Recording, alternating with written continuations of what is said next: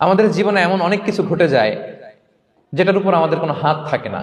তো যেটার উপর আমার নিয়ন্ত্রণ নাই সেটা নিয়ে আমি উদ্বিগ্ন হয়ে লাভ আছে? কথা বলেন, উদ্বিগ্ন হয়ে লাভ আছে? জীবন আপনাকে অনেক কিছু দিবে, আবার কেড়ে নিবে। আল্লাহ এভাবেই পৃথিবীটাকে সাজিয়েছেন।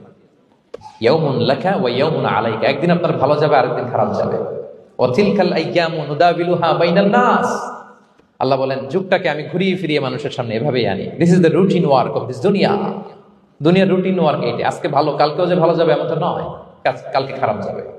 আজকে তার খারাপ যাচ্ছে, পরশুদিন আবার তার ভালো দিন যাবে, ঠিক কিনা বলেন? অন্য এক সূরায় আল্লাহ তাআলা বলেছেন ফাইন্না মাআল উসরি ইউসরা, নিশ্চয়ই কষ্টের সাথে আছে স্বস্তি। আজীবন মানুষ কষ্টে থাকে না, দুঃখের পরে থাকে সুখ, দুঃখের পরে কি থাকে? সুখ থাকে। এজন্য উদ্বিগ্ন হওয়া যাবে না। বিষ্ণু ইসলামের জীবনী থেকেও আমরা এটাই শিখি, উদ্বিগ্ন হওয়া যাবে না। তিনি বলতেন ওয়া আলাম আন্নামা আসাবাকা লাম ইয়াকুন লিইখতিআক ওয়া মা আখতাআকা লাম